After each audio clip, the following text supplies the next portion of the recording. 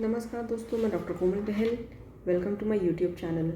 आई hope आप अच्छे से पढ़ाई कर रहे होंगे एंड स्ट्रैटेजी बनाकर पढ़ रहे होंगे। और दोस्तों, अभी सुश्रुत का जो 28 to 30 चैप्टर है सूत्र स्थान का, वो अपलोड हो चुका है। लेकिन इसके बाद जो 31, 32 एंड 33 चैप्टर है वो नेक्स्ट अभी मैं अपलोड कर रही हूँ। ठीक है, देखिए 28 से लेकर 33 चैप्टर्स तक आचार्य सुश्रुत जी ने अरिष्ट का वर्णन किया है। तो ये चैप्टर्स जो है सारे पढ़ने की ज़रूरत नहीं होती है। इसमें जो है मेन कुछ पॉइंट्स होते हैं जो पढ़ने होते हैं, दैट्स इट। उसी में से क्वेश्चन आता है। ठीक है, पूरा नहीं पढ़ना होता है अरिष्ट के बारे में।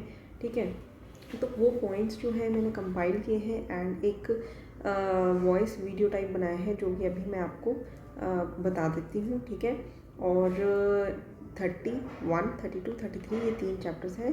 तो चलिए स्टार्ट करते हैं। चैप्टर नंबर 31 दैट इज़ छाया विपरीत पति।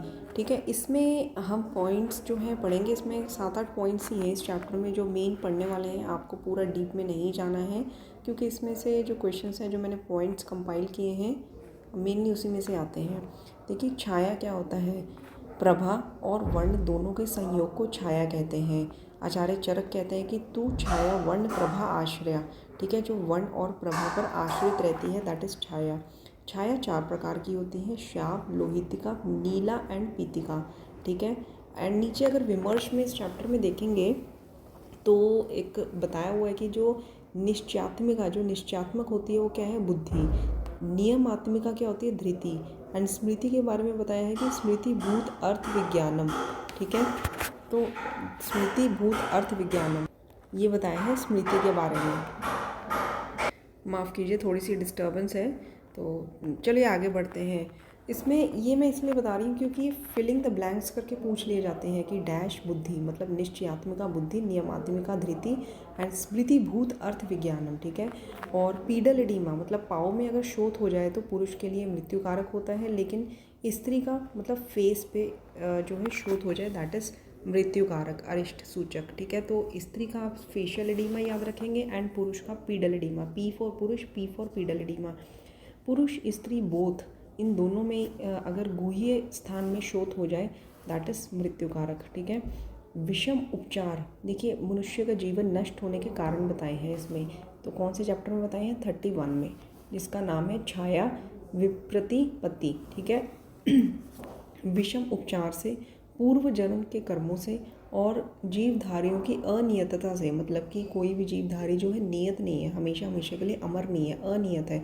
तो उनकी अनियतता से जो है मनुष्य का जीवन नष्ट हो जाता है। ये 3 कारण बताए हैं।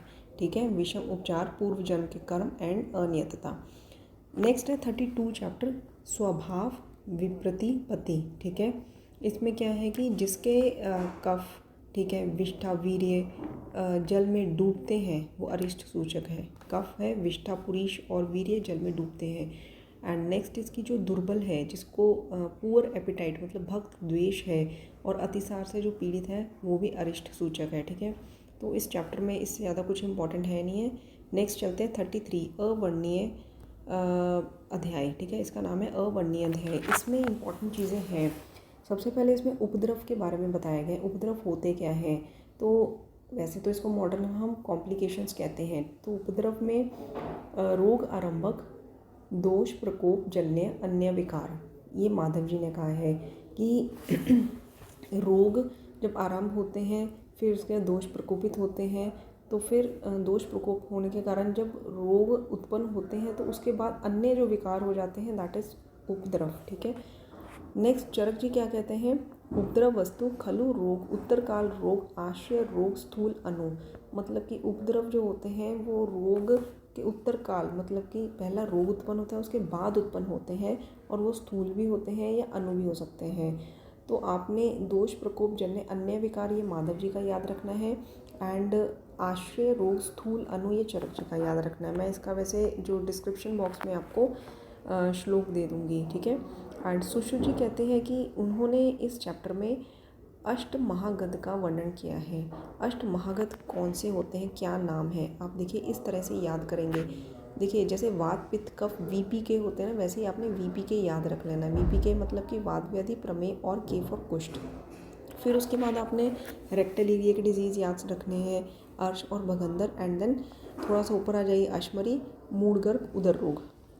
ठीक है, तो वीपी के अर्श एंड भगंदर, देन अश्मरी मतलब ये उदर रोग में ही आते हैं। ठीक है, मूढ़गर्भ हो गया, उदर रोग अलग से, एंड देन अश्मरी। ठीक है, क्योंकि देखा जाए तो अश्मरी किडनी में होती है या फिर अश्मरी जो है गॉल ब्लैडर में होती है, तो एब्डोमेन में ही आती है वो। ठीक है, तो आपने अश्मरी, मूढ़गर्भ एंड उदर रोग ये 3 अलग से याद कर देंगे। एंड चरक जी ने इंद्रिय स्थान 9 में अष्ट महागध का वर्णन किया है।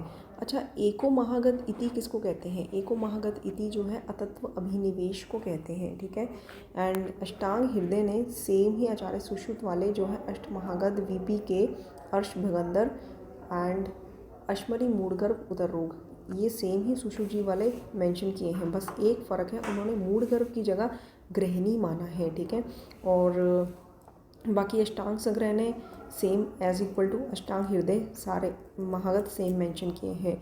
हारिज जी ने सुश्रुत वाले महागत सेम मेंशन किए हैं।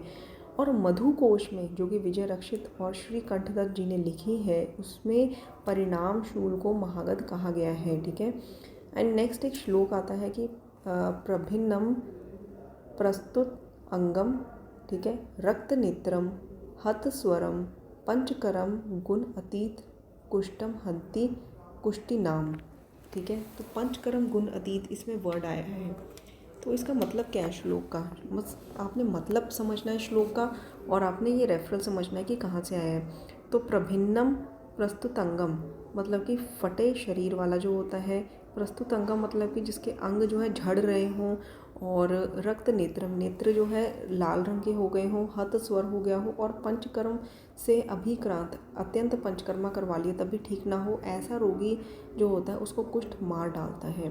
प्रभिन्नम प्रस्तुतंगम रक्त नेत्रम हत स्वरम पंचकर्म गुणातीत कुष्ठम हंति कुष्टि नाम। ठीक है, और अर्श के केस में यदि किसी को अर्श है, पाइल्स है, उसमें रक्त का अतिस्राव हो रहा है तो वो हेमरॉइड्स हो गई। ठीक है, तो रक्त के अतिस्राव, शोफ और अतिसार ये अरिष्ट लक्षण है। ऐसे रोगी को, ऐसे लक्षणों वाले रोगी को अर्श जो है वो मार डालता है। भगंदर होता है जो, ठीक है, भगंदर से जो फिस्टुला होता है, अगर उससे वायु, मलमूत्र, कृमि, शुक्र स्राव होता हो तो वो अरिष्टक है। अश्मरी में अगर प्रसून अभिवृषम मतलब कि नाभि में वृषण में बहुत ज़्यादा सोजिश आ गई हो, रुद्ध मूत्रम रुगान आन्वितम, ठीक है, मतलब कि मूत्र रुक गया हो तो वो अश्वरी का रोगी मर जाएगा। मूढ़ गर्भ में क्या होता है? गर्भ प्रसंग। गर्भ प्रसंग का मतलब होता है कि यूट्राइन इनर्शिया, कि यूट्रस जो है इनर्शिया स्टेज में आ गया है, उसको कोई पेन ही नहीं हो रही है, कोई लेबर पेन नहीं हो रही है। ठीक है, तो उसमें क्या होता है? आवी मतलब लेबर पेन है। ये भी क्वेश्चन पूछा गया है कि आवी क्या है, तो आवी लेबर पेन, कोई आवी नहीं है उसको, तो गर्भ प्रसंग है, मक्कल शूल है, तो ऐसे रोगी में मूढ़ गर्भ जो है उसको मार डालता है। उदर रोग में बहुत ज़्यादा विरेचन करवा दिया रोगी को और उसका उदर खाली कर दिया, ठीक है, लेकिन उसके बाद भी उदर भर जाता है, उसको अन्न द्वेष होता है, शोफ अतिसार होता है, दैट इज़ मारक। अतिसार में क्या होता है?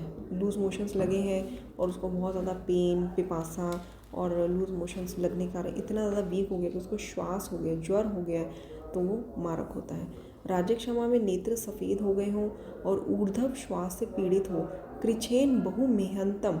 देखिए जो वर्ड्स आते हैं पेपर में एज इट इज़ वो मैं आपको बता रही हूँ। कृच्छेन बहु मेहंतम मतलब कि बहुत ज़्यादा मुश्किल से मूत्र का त्याग करता है, तो वो राज्यक्षमा का रोगी अरिष्ट सूचक लक्षणों से मर जाता है।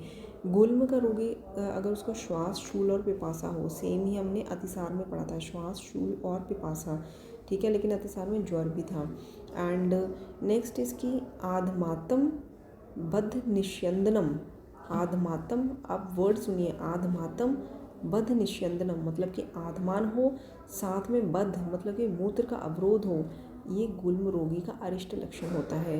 रक्त पित्त में रक्त का मतलब जो हेमेटोमेसिस जो होती है, मतलब रक्त की उल्टी उसे बार बार आती है, नेत्र लाल हो जाते हैं, दैट इज़ रक्त पित्त, ठीक है, उसका अरिष्ट सूचक होता है रक्त पित्त का। एंड इसके अलावा हमने जो रक्त नेत्र, सफ़ेद नेत्र तो हमें राज्यक्षमा में पढ़े थे, ठीक है, एंड हमने इससे पहले जो नेत्र पढ़े थे रक्त, ये हमने कुष्ठ में पड़े थे, ठीक है। तो रक्त पित्त में भी रक्त नेत्र है, कुष्ठ में भी रक्त नेत्र है। उन्माद का रोगी जिसका मांस और बल क्षीण हो गया हो, मुख नीचे की ओर हो। एंड अपस्मार का रोगी चलित भ्रुवम, मतलब उसके आईब्रोज जो है, मतलब उसमें इनवॉलेंटरी मूवमेंट्स हो रही है, अपने आप ही फड़क रही हैं आँखें, ठीक है, आउट ऑफ कंट्रोल। एंड अपस्मार का वेग बार बार आता है, बार बार सीजर का वेग आता है, दैट इज़ अरिष्ट सूचक। तो दोस्तों यहाँ पे ये जो ख़त्म होते हैं हमारे 33 चैप्टर्स तक, ठीक है, अरिष्ट लक्षण। एंड अगर अच्छा लगे तो इसको सब्सक्राइब कीजिए, शेयर कीजिए, कमेंट कीजिए, ठीक है। तब तक के लिए धन्यवाद एंड पढ़ते रहिए।